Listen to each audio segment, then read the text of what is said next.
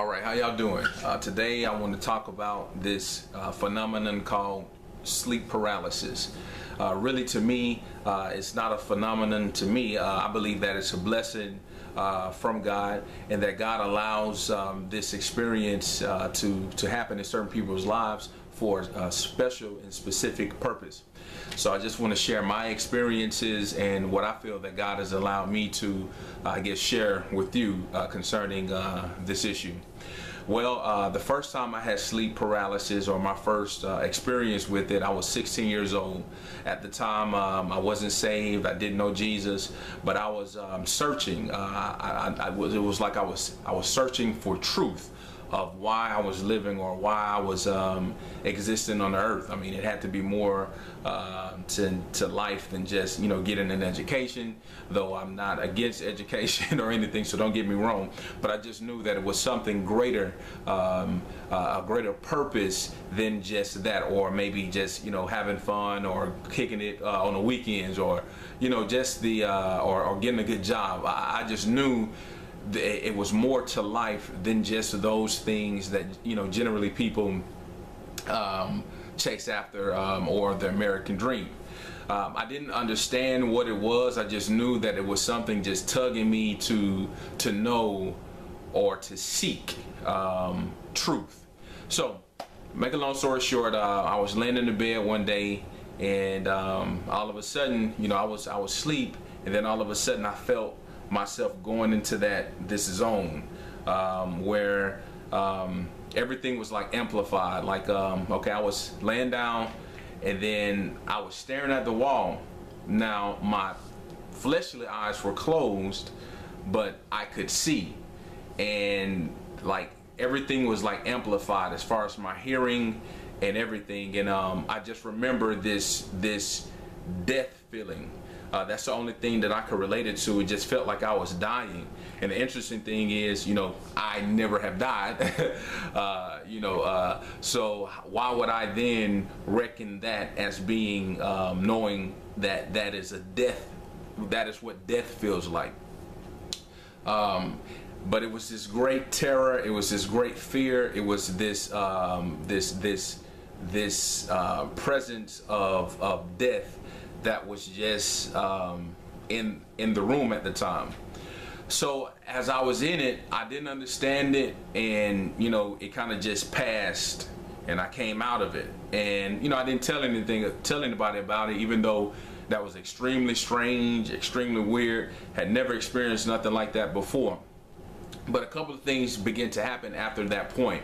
My dad at the time, he had bought me a moped, and I started riding it, and you know, I would ride it to work.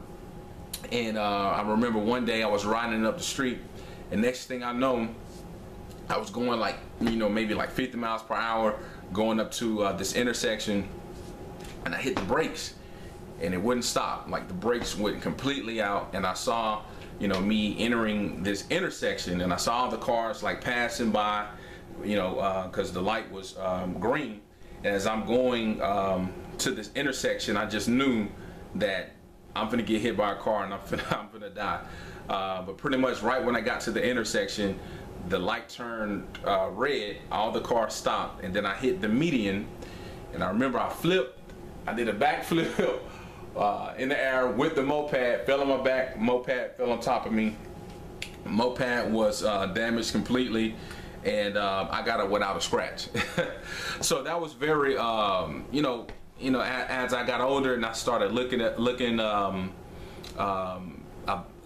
know, at my life about certain things that happened, I started trying to connect things together. But at that time, you know, after that, you know, I just went through a lot of things. I was a runaway, I was on the streets and different things like that, to make a long story short. But again, there was something within my soul that was actually searching for purpose. You know, and that's really why I got into a lot of trouble. I don't necessarily think I was a bad person, but I was just searching for truth. So, to make a long story short, I then went to Job Corps, and then I got saved. Now let me just say this. When I say saved, I got born again. This guy ministered to me about Jesus. He ministered to me about Jesus. He asked that I want to give my life to Christ. At that time, for the first time in my life, I was sincere. I knew that I was really dedicating my life to Christ, dedicating my life to Jesus. And it was very sincere from the bottom of my heart. And we began to pray. And as I began to pray to Jesus, his spirit just moved upon me. His love, his peace, his joy, his presence just moved upon me at Job Corps. I wasn't at a church. I was at Job Corps.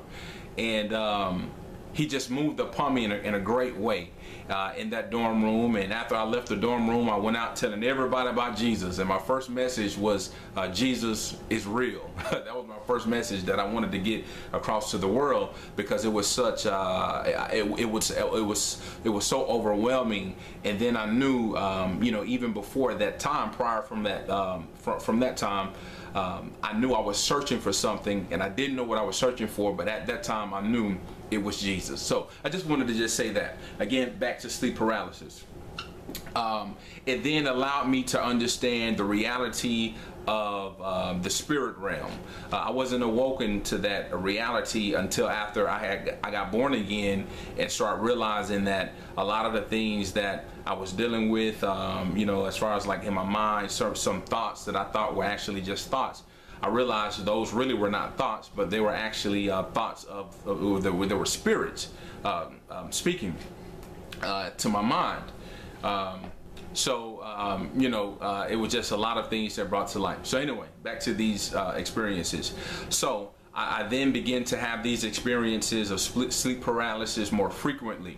And I'm just going to try to explain the different experiences that I had. Again, there's so many I can't count, but I'll try to go to much detail as I can. It was a situation where it happened to me, went into that zone. I couldn't move, I couldn't speak, and then I felt that presence of that death or that fear. And then I remember I saw this conversation. It was like I was looking at these two guys talking, and it was like I was like right there listening to their whole conversation. And then you know, that was kind of strange, and then I came out of it. Another time it happened, I was in this apartment. I was in an apartment, and I was laying down in the bed, and I went into that zone where I couldn't move, couldn't speak, and I felt that death, and I felt that, you know, that just grip on me. And all of a sudden, you know, I started rebuking it, because when I go in it, I just start, you know, rebuking it in the name of Jesus. And all I heard through my whole apartment, literally, I heard like thousands of like this little evil laughter. It was just like my whole apartment was like, it was like these demonic creatures. They were just like laughing, like, and it was just full in my apartment.